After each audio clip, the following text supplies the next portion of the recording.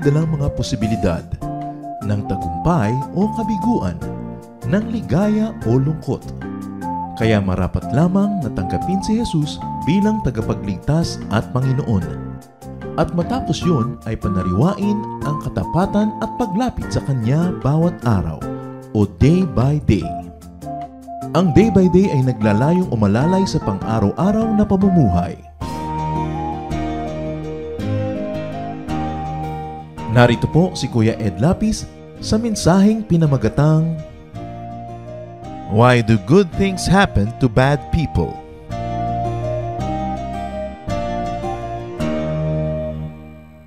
There are unkind and abusive people that seem to succeed and even thrive.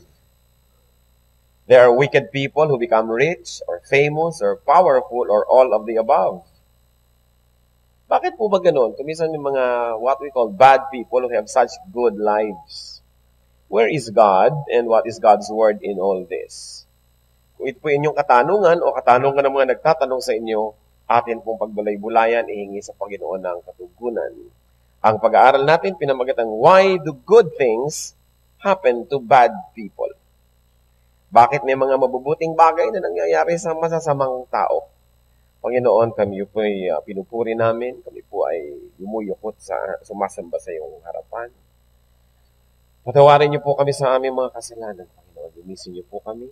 Pakabanalin niyo po kami by washing us with the blood of Jesus. We declare ourselves your people, your protectorate, your church, your flock. And you, Lord Jesus, are the sheep. We are the sheep of your pasture, O Lord Jesus. We are the sheep of your church, and you are our shepherd. Humihingi kami, Panginoon, ng karunungan. Karunungan mapag-aralan namin ang iyong salita, at nawa sa pag-aaral na ito, kayo po ang tunay na maging tagapagturo. Kayo ang maging tagapagsalita. Use your servant as your footstool. Lift up only yourself. Bless your people, and let your wisdom flow from your heart, O Lord, into ours. In the name of Jesus, we reject all lies, all half-truths, all deceptions. And we pray, Lord, that you're going to give us sensitive spirits, that we may recognize the truth from falsehood, and that you may liberate us with your truth. Lead us, Father, in the name of Jesus. We reject and drive away any presence of evil and frustrate any plans of evil against this holy assembly in the name of our living God. And Father, we pray that you may take delight in your people, that you may be our speaker. We seek you, Father, in Jesus' mighty name. Why do good things happen to bad people? Bakit parang hindi agad nabibigyan yata ng justice ang maraming tao, maraming gumagawa ng masama, parang nagkakapremyo pa? Ang tanong, why do good things happen to bad people and not to the good only? Bakit hindi na lang para sa mabubuting tao ang lahat ng mabubuting mga pangyayari? Unang-una po, no one is really good. Kung i-reserva po natin ang lahat ng good things to happen only to good people, then nothing will happen because no one is really good. Psalm 14 verse 3, all have turned aside. They have together become corrupt. There is no one who does good, not even one. So no one does good. Walang taong mabuti at walang taong gumagawa ng mabuti. Sabi ng atin pong binasa na Psalm chapter 14, verse 3. Isaiah 53, we all, like sheep, have gone astray. Each of us has turned to his own way, and the Lord has laid on him the iniquity of us all. Tayo day parang mga tupa na nagkandaligaw-ligaw. Bawat isa ay naligaw na ng landas. At ang Panginoong Diyos Ama sa langit ay inilagay sa Diyos Anak at sa Kanya siningil ang kasalanan natin at pagkakamaling lahat. Alam niyo po, yung mga tupa ay madaling maligaw, madaling malito, madaling matakot. Kaya nga siguro ang ginawang metaphor para sa ating mga anak ng Diyos ay tupa. Naliligaw madalas, nagkakamali, nalilito, madaling mahulog sa mga bangin-bangin, lagi na lamang inaalagaan, pinapaalalahanan, parang hindi na natuto.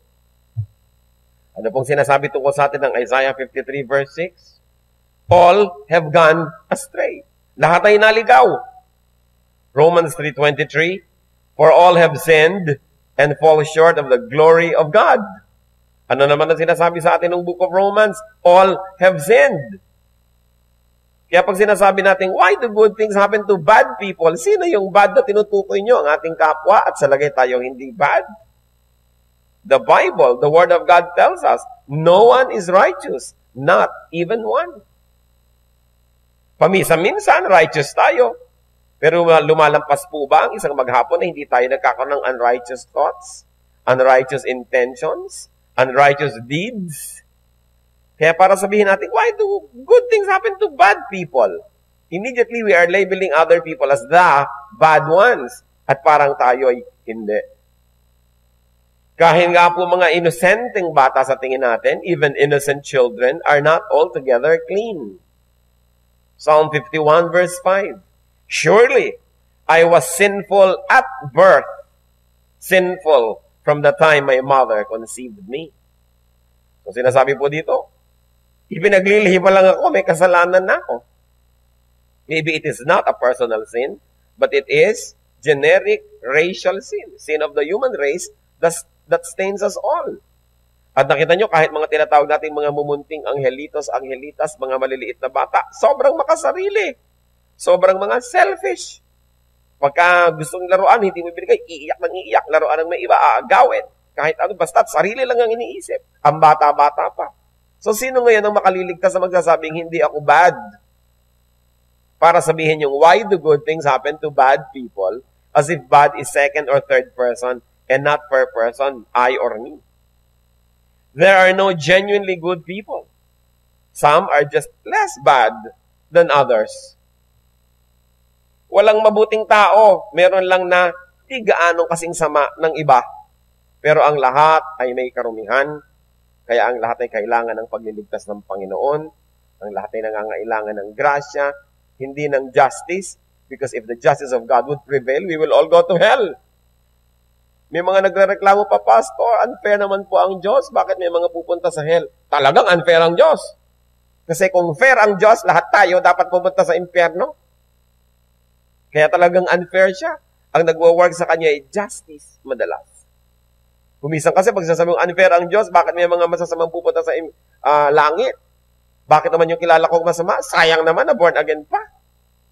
Pati ba siya maliligtas na rin? At anong gusto nyo? Kayo lang na makasalanan ng maligtas? Because all have sinned and fall short of the glory of God. So, pero hindi naman. Ako naman yung mga maraming mabubuting gawa. Nagtatights nga ako, nag-offering ako, nagtuturo ako sa Sunday school.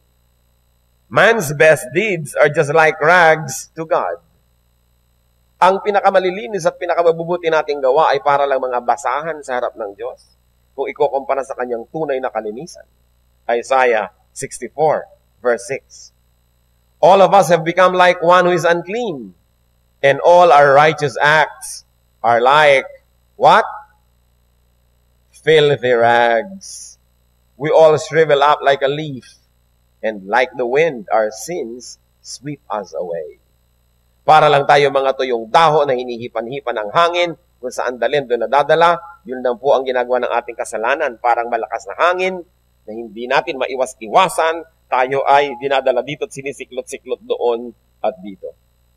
To label some people as bad is almost self-righteous, mga kapatid. Huwag kayo nagsasabing, yan masama, yan masama.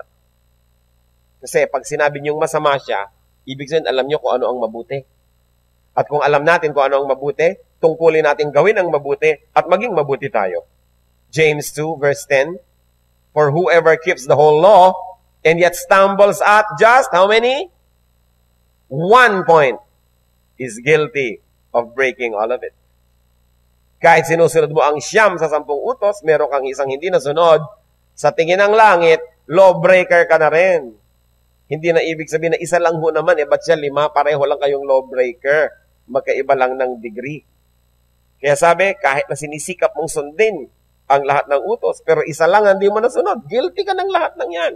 Ano pang ibig sabihin nito mga kapatid? No one is righteous before God. Walang banal, walang malinis. All have sinned and fall short of the glory of God. Nobody is sinless. Walang mga sin pecado concebida, walang mga conceived without sin. The Bible said, all have sinned and fall short of the glory of God. So, kaya kailangan po natin ng tagapagligtas. Kailangan nating lahat. Sapagkat kung aasa lang tayo sa ating sariling gawa at kaligtasan, walang maliligtas. If you break one of the laws, you break all eh. So, lawbreakers tayo lahat. Paano tayo ngayon tinatawag sa Bible na saints? Clean, holy ones. Because when you believe in Jesus, the blood of Jesus cleanses you from all sin. Nagkakaroon po kasi ng exchange. Kinukuha natin ang kasalanan natin, kinukuha ng Panginoong Jesus. Ang kabanalan niya, kinukuha natin. Tayo yung nagiging banal, siya yung naging makasalanan, kaya siya namatay at naparusahan para sa atin. Paano yung hindi tatanggap kay Jesus? Walang kumuha ng kasalanan niya. Wala siyang pinagkunan ng kalinisan. Di dala-dala niya yung sarili niyang karumihan. Kaya nga siya mapapahamak. That's why without Christ, there is no salvation. Unless a man is born again, he cannot see the kingdom of God. Kaya hindi po tayo dapat self-righteous. Pag nagre-reklamo tayo, man, sabihin natin, bakit ito masama kung mangyayari sa kanya? Mabuti. Anong ibig sabihin niyo? Kayo mabuti. So no one is really good. That is one thing that we should always remember. Huwag din tayo naghahanap ng perfection sa ating mga Bible study leaders, sa ating mga elders, deacons, pastors. Lahat po tayo pare-pareho lang na nakatindig sa grasya ng Diyos. Pare-pareho lamang na upheld by God's mighty right hand. Walang taong mas banal at mas marunong at mas magaling kaysa sa iba. Pare-pareho lang tayong umaasa sa awa ng Diyos. Kaya mahalaga, nagdadalanginan para sa isa't isa. Hindi yung pagka meron tayong kapatid na nagkamali, pagpepiestahan, puputaktingin, tatapakan, uusigin. Ikaw, Bible study leader pa naman kita, ganyan ka. Pero ang tanong natin, naipag-pray nyo ba ang Bible study leader nyo? Kung hindi mo ipinagpe-pray ang isang tao, wala kang karapatan na mag-comment. Wala kang karapatan na umusig. Dapat ka pang ang masisi dahil hindi mo ipinag-pray. Ang utos, pray one for another. Kaya nga siguro yan nada pa, nagkulang ka ng pag-support sa prayer. Teacher mo pala, pastor mo pala, ipinagpe-pray mo ba? Pagkatapos, pag nagkamali, kauna-unahan ka magko-comment. Kaya kita-kita nyo kung gaano kasama ang kalooban ng tao. And sometimes, these terrible things happen inside the church. Kaya tuloy ang mga tao sa church, nagiging hypocrite, nagmamaskara. Kasi pagka may konting kamalian, mayroong konting pagkakadapa, ang kauna-unahan nagchichismis, taga-church mismo. Tanungin nyo nga ang katabi nyo, medyo ganitin nyo yung guild. May maskara ka ba? Diba? Ikaw ba'y talagang ikaw na? Yan na ba yan? Kasi alam niyo po, kung nagmamaskara pa rin ang kapwa natin at kapatid sa church, ibig sabihin may kasalanan tayo. Anong kasalanan ko doon? Itatanong nyo. Siguro, hindi natin na ipababatid na hindi tayo judgmental. That we can be prayerful and supportive at pwede sila mag-relax at ipakita ang kanilang tunay na anyo, tunay nilang mga kahinaan para makapagtulungan tayo. Pero pag lagi natin ine-expect sa kapwa, ang galing-galing niya, lagi siyang perfect, mapipilitan siya talagang mag-pretend. Mapipilitan siyang ikubli ang kanyang mga problema. Sabi mo, oy, deacon ka, may problema ka pala sa anak mo, hindi ka na deacon ngayon. Pag tinanggal nyo lahat ng mga deacon na may problema sa anak, di walang natira. May kasalanan ka pala, hindi ka na dapat mag-minister, di walang natira. Kaya kailangan magtulungan, imbes na nagsisiraan. Because remember, even the Lord remembers that we are all made of dust. Habang mataas ang pagtingin natin sa ating kapwa, lalo mga leaders natin, lalo nating taasan ang pananalangin para sa kanila. Sapagkat kung merong isang demonyong naka-assign sa walang silbi-silbing Kristiyano, siguro yung maraming silbi, 7 ang naka-assign doon. Para siya patirin, para siya dayain, para siya magkamali at maraming madamay. That's why we should be supportive. Remember that we are all sinners. Forgiven sinners. Living by the grace of God. Importante. Kaya mag-iingat din tayo sa mga terminology.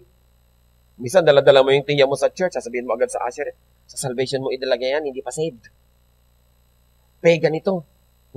O itong kasama ko, ano to? Unchurched. Hindi pa nakakakilala sa Panginoon. Yung mga napaka-careless na mga words na pag narinig tuloy ng iba na nagpapantingan-tenga nila.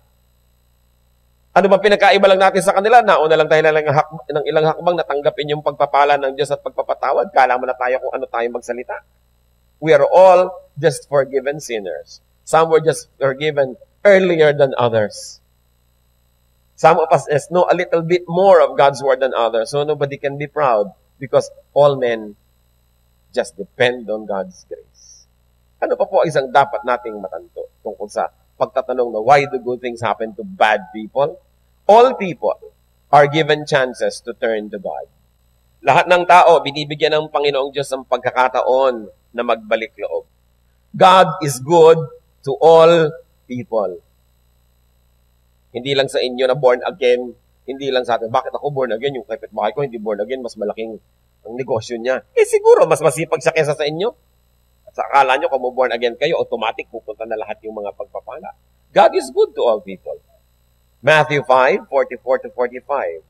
But I tell you, love your enemies and pray for those who persecute you, that you may be sons of your Father in heaven. He causes His sun to rise on the evil and the good, and sends rain on the righteous and the unrighteous. So, pinasisikat daw ng Panginoon ang kanyang araw at pinababagsak ang kanyang ulan doon sa masama't sa mabuti. Ang ibig sabihin lang naman ng masama doon ay yung nasa kanyang sariling kasalanan pa, at yung mabuti ay yung makasalanan din naman, pareho lang ng masama, na tumanggap na ng pagpapatawa dahil kumilala na sa Panginoon. Yun ang pinagkaiba ng righteous at unrighteous. So God is concerned with and God gives chances to all people. Buti na lang, hindi ako naging Diyos, hindi kayong naging Diyos. Kasi kung tayo mga naging Diyos, judge agad yung iba. To hell agad yung iba. Lahat siguro naiinis tayo, to hell agad. Buti na lang, hindi tayo ang Diyos. That God is good to all. Kahit sa mga nakakainis, good pa rin siya. Good nga siya sa atin, nakakainis tayo, di ba? Itanong niya sa katabi niya, talaga ba nakakainis ako? Sabi niyo, di mo alam. Diba? Pero minamahal pa rin tayo ng Diyos. Bakit hindi natin ngayon mahalin yung hindi ka mahal-mahal? People need love, especially when they don't deserve it. Gusto natin agad, ma-judge yung iba. Bakit yung masasamang tao? Why don't all sinners fall dead? Why don't all rapists fall dead? Bakit hindi lahat ng masasamang tao kainin ng lupa? 2 Peter 3:9. The Lord is not slow in keeping His promise, as some understand slowness. He is patient with you, not wanting anyone to perish, but everyone to come to repentance. Kaya iba pagka-born again, Lord, mag-second coming na, bumalik na po kayo ngayon na. Napaka-selfish nyo naman, ang dami nyo pa kamag-anak na hindi saved, gusto nyo nang mag-second coming? Kita nyo yung selfishness kasi pati ng mga Christians, na, Lord, sana mag-end of the world na kasi may sakit ako. Para hindi na ako mamatay physically, mag-rapture na lang. Paano yung takot-takot na tao hindi pa saved? Gusto nyo dumating na ang Diyos ngayon? Save na ba lahat ng mahal nyo sa buhay? Yung Lord, ang tagal naman, bumalik na kayo. Sabi niya, the Lord is not slow in keeping His promise, as some understand slowness. Sabi ko, ang pakiwari nyo sa ibig sabihin ng mabagal ay hindi gumagawa, hindi umaaksyon, hindi mabagal ang Diyos. Hindi lang siya nang huhusga pa dahil gusto niyang marami pang lalong makakilala sa Kanya. Paano nga naman yung nakakilala, wala nang bawian ng salvation? Di kahit matagalan, di bale. Save na yan wala na namang bawian yan yung hindi pa nakakakilala, kaya pinapatagal-tagal pa. Kung gusto nating bumalik na ang Panginoon at madali, dalian nyo rin ang evangelism. At kung nakahanda ang mundo sa Kanya, baka bumalik na. Sometimes we can be so selfish even in our own prayers. Lord, bumalik na po kayo. Kasi handang-handa ka. Pero kung sakaling nagkamali ka at nagkasala, Lord, teka muna ako. Extension. Hindi pa ako maayos, konti pa. Pero ayan, okay na ako. Sige po, husgahan nyo na ang mundo. We can be so selfish. God's kindness is meant to lead people to repentance. Mabait ang Diyos, hindi dahil siya'y konsentidor. Ang kabaitan niya ay nandun upang ipamukha at ipakilala sa atin na dapat tayong maging mabuti rin. Na dapat nating suklian ang kabutihan ng Diyos at dapat tayong magbalik loob sa Kanya. Why do good things happen to bad people? Sabi natin, no one is really good. All people are given chances to turn to God. And also, all people who reject God's kindness will receive God's justice. Lahat ng tao na nag-i-ignore, nag-a-abuse ng kabutihan, ng pagpapasensya, ng pagtutuwid ng Panginoon, ay may araw din. People who reject God's kindness will receive God's justice in this life. Dito pa, may parusa na. And also, in the next. Proverbs 29:1. A man who remains stiff-necked after many rebukes, na yan, sa kasalanan, na parang enjoy na enjoy, ang sarap-sarap ng buhay, yan ay pinapataba ng James 5:5. Hindi sasabihin natin, Kaya bakit yung huwag masasamang tao mainggit, ang yayaman, gumagawa ng bakit masama sila yung iba para sa mga sarap sila ng buhay nito. nag-enjoy. Gumagawa You ng have lived masama on kung earth gumagawa ng tama ang in nagdurusa dito. luxury and Sasabihin ko self-indulgence. mainggit dyan. You have fattened yourselves in the day of, church, slaughter. Proverbs 1:22-33. How long will you simple ones love your simple ways? Now, this version of the Bible that uses word simple actually means foolish. Okay?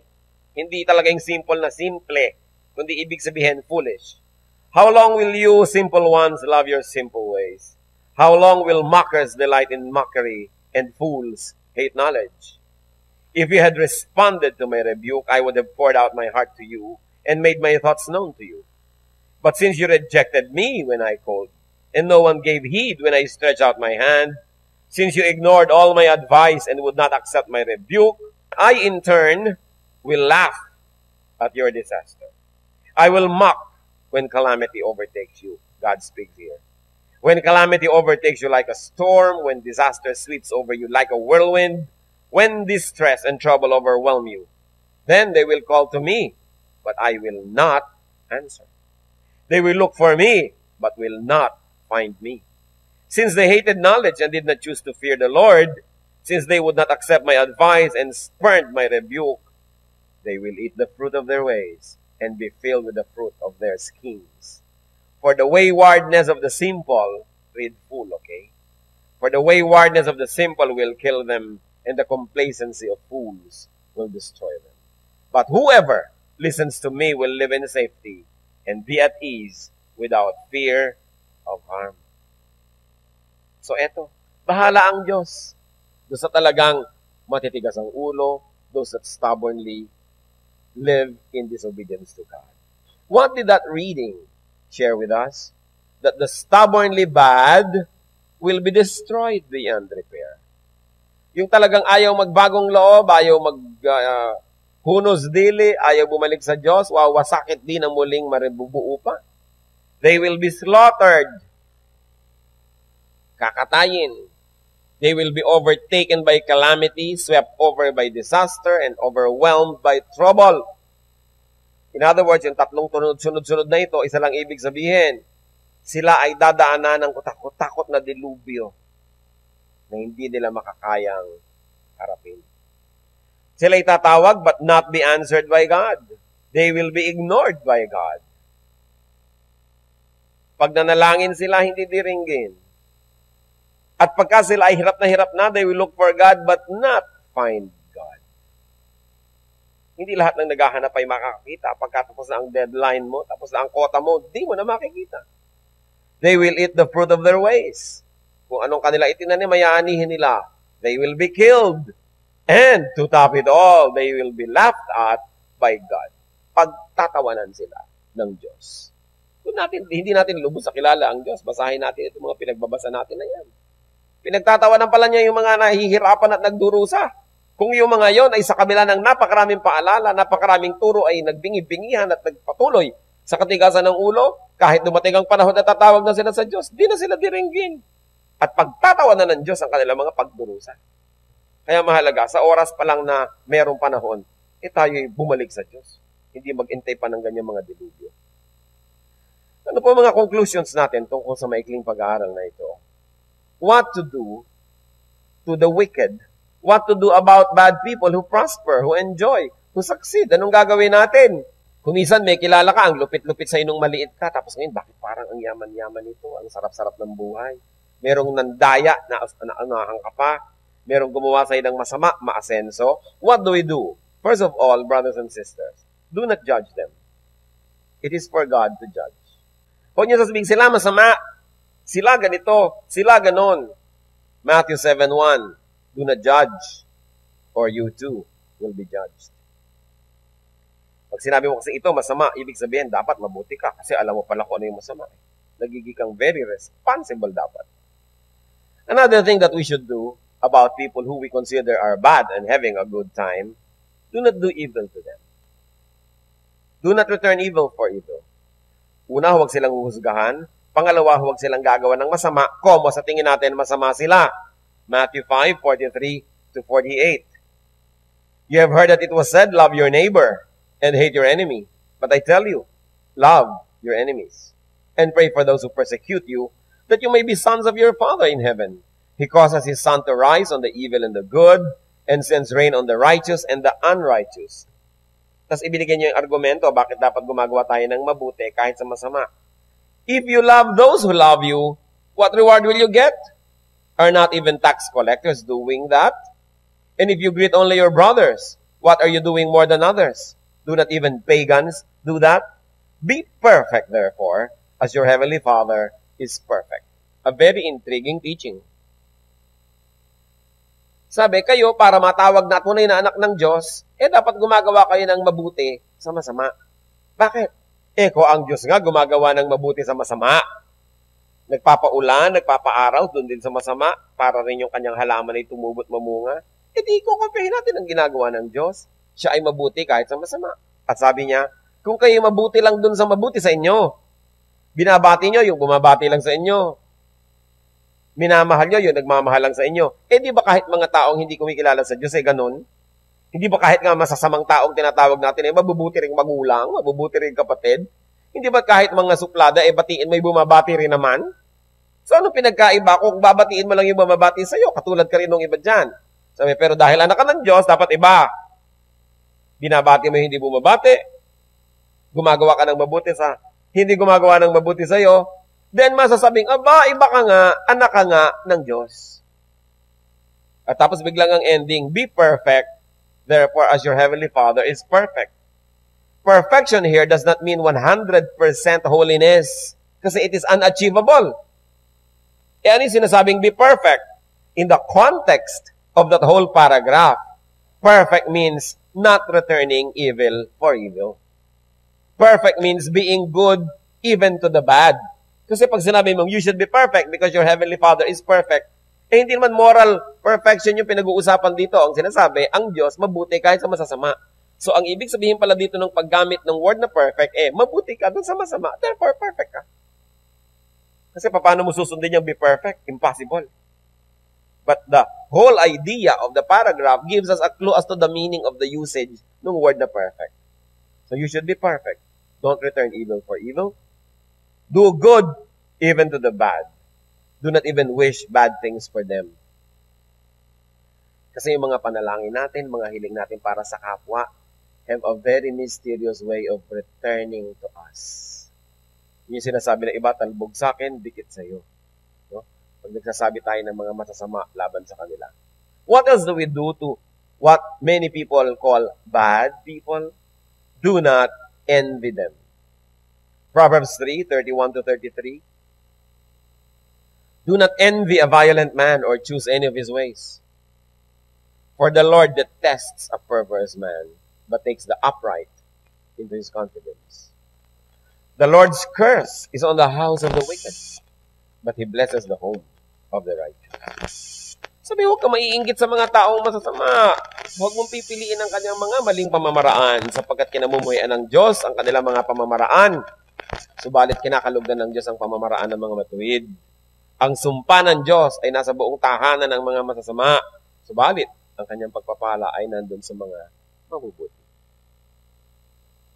So pagka pala tayo gumagawa ng masama, hindi lang tayo ang aani, pati mga anak natin, mga kasama natin sa bahay, kasi yung sumpa sa buong sambahayan.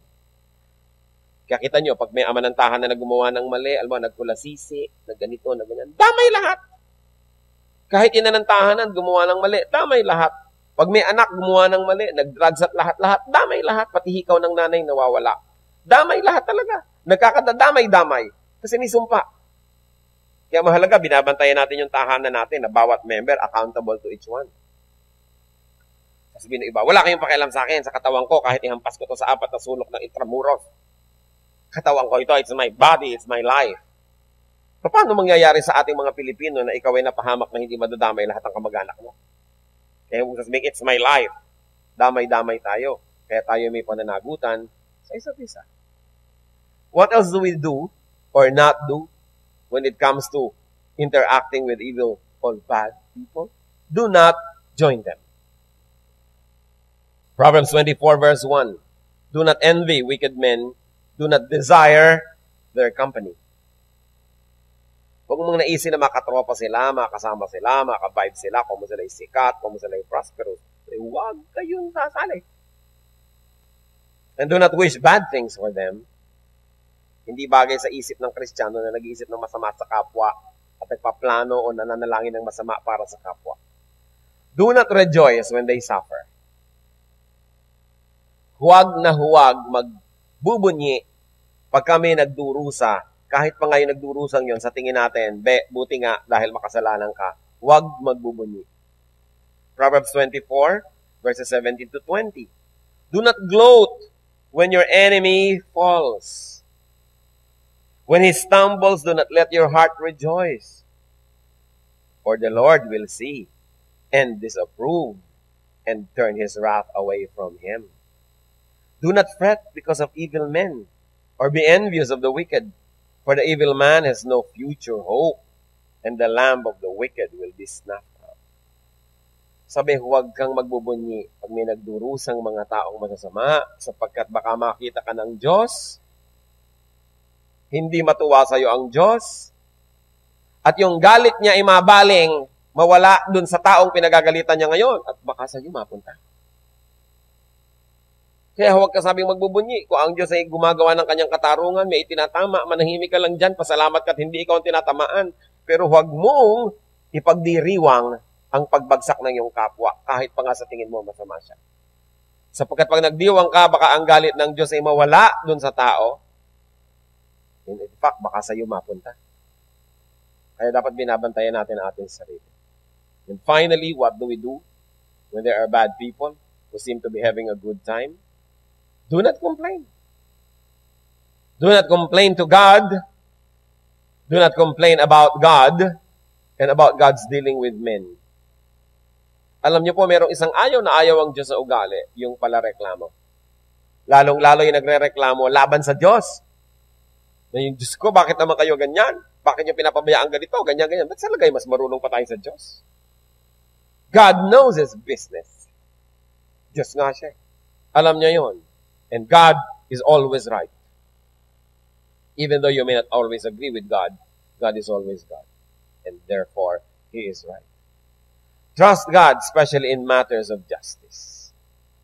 Kung tayo po ay may mga sa paligid natin, nakikita natin na bakit ito umaasenso sa kadayaan, sa panlalamang, sa panggagancho, bakit ito sa shortcut niya, sa hindi niya sa pagsunod sa tamang batas, nagkakaroon siya ng nangyayaring mabuti sa kanyang buhay. Huwag kayong mainggit, huwag kayong magreklamo. Ang asikasuhin natin mga kapatid, ang sarili nating pananagutan sa Diyos, ituwid natin ang ating buhay, at kung tayo ay magagamit ng Diyos sa kasangkapan para maituwid ang iba pa, lalong mabuti. But let us not be judges. Let's bow before the Lord and think about this. Sino-sino ang mga taong iniisip nyo, ito ang sama-sama tapos nag-enjoy sa buhay? Ihingi natin ng tawad sa Panginoon ang ating pagiging judgmental. Ipaubaya natin sa Diyos ang kanyang pagkilos. After all, He is God of justice. Ang ating ituwid ang ating buhay. At kung meron po sa atin, kahit minsan naiinggit, natutuksong mainggit sa mga gumagawa ng mali, huwag na huwag gawin yun. Ang Diyos ay di natutulog at alam niya ang bunga ng lahat ng kamali ang ginagawa ng mga tao. Huwag tayong mainggit. So kung tayo man naiinggit sa mga kumisan na hindi gumagawa ng tama, ihingi din natin ang tawad sa Panginoon. Mag-ulay-bulay tayo at ipasuri natin sa Espiritu ng Diyos ang ating mga sarili. Let's be alone with God for a while. Seek God's correction and God's blessing.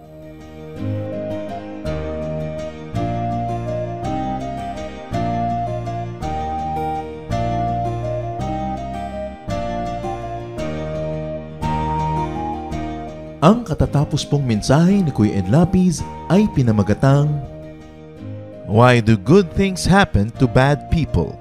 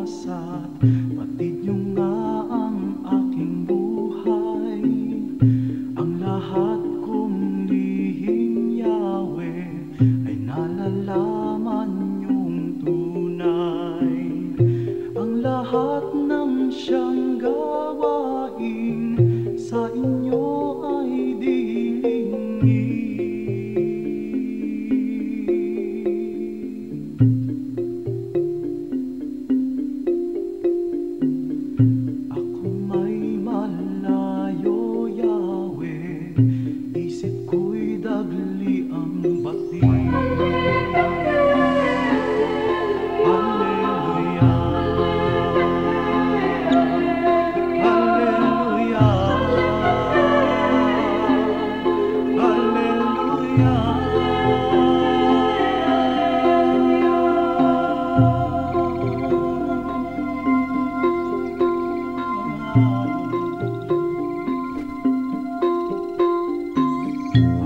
inyong nasisilayan, magawa o hindi man, ang lahat ng gawa ko, Yahweh, ay pawang iyong nalalaman.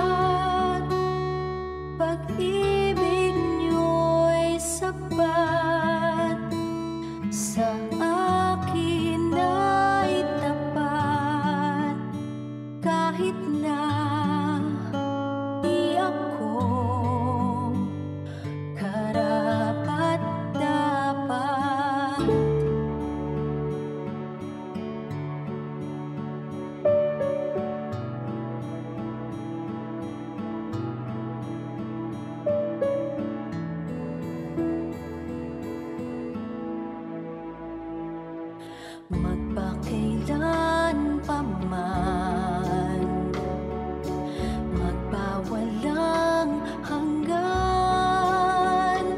Pag-ibig niyo sa akin di nababago ng hangin. Kahit saan pa man, kahit na sino man, kayo'y sa aming piling. Di man maabot ng damdamin ang pag-ibig niyo'y wagas, hindi magwawakas. Ako ay niligtas.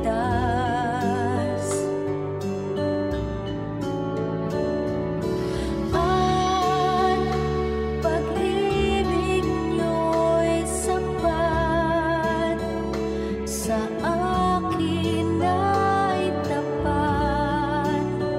Kahit na di ako karapat-dapat,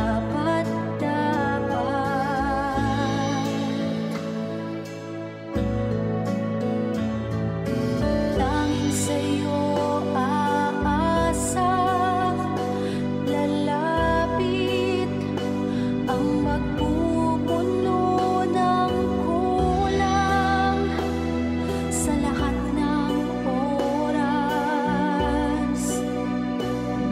Walang ibang papantay sa iyong pagmamahal.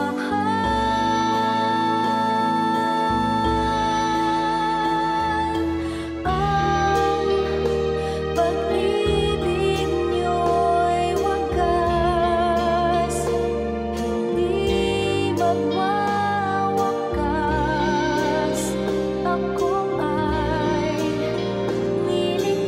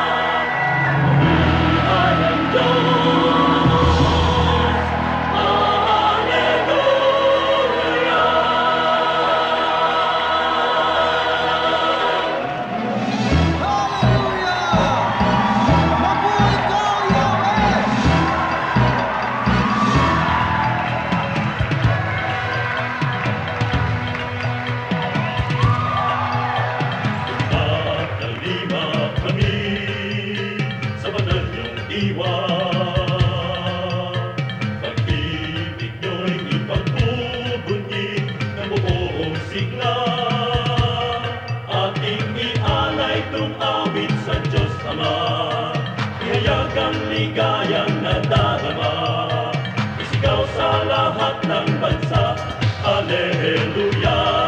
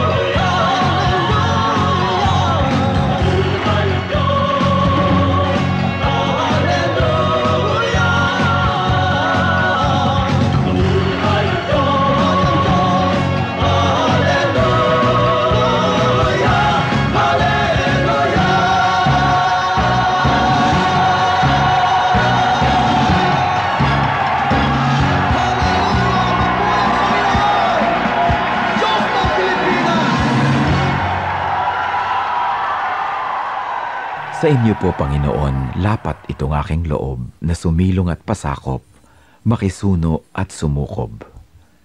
Sa tuwing kayo'y lalapitan ay lagi nang gumagabay, taus-pusong lumilingap sa bawat pusong sugatan.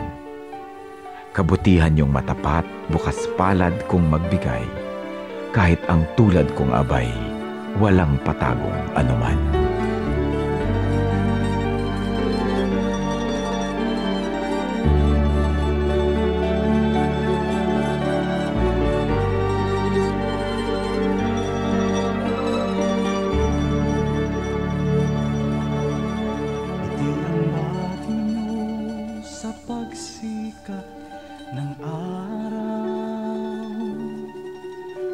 Sa karilagan ng takip siling at sa kandili nyo ako'y hindi maliligaw. Datnan man ang unos sa lalim ng dilim. Kung sisikapin kong bilangin ang mga bituin, isa-isahin ko man bato sa buhangin. higit sa lawak ng iyong pagtingin, sa kalinga niyo't pagmamahal sa akin. Alleluia, Alleluia, Alleluia, Alleluia, Alleluia, Alleluia, Alleluia, Alleluia.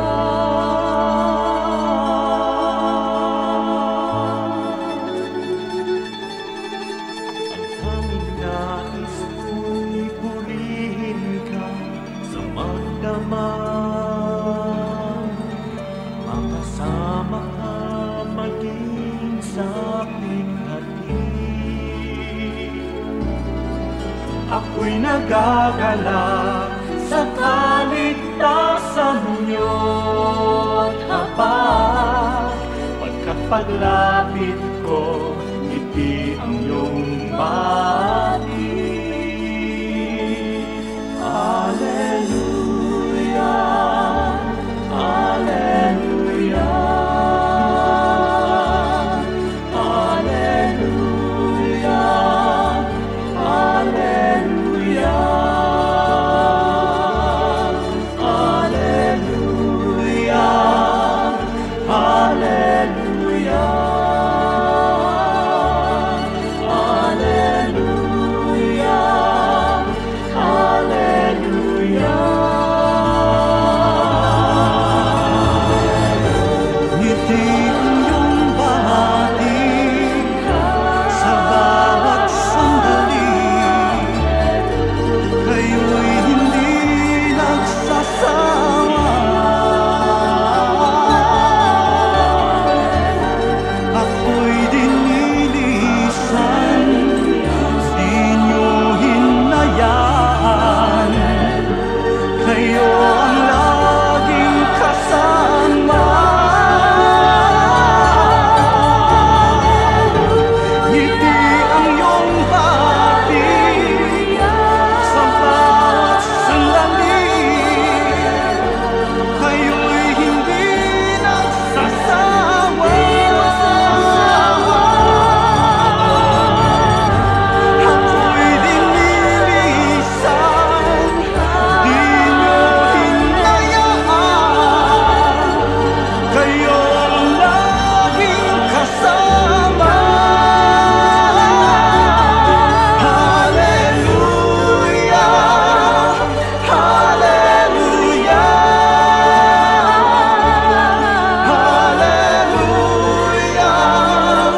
Hallelujah,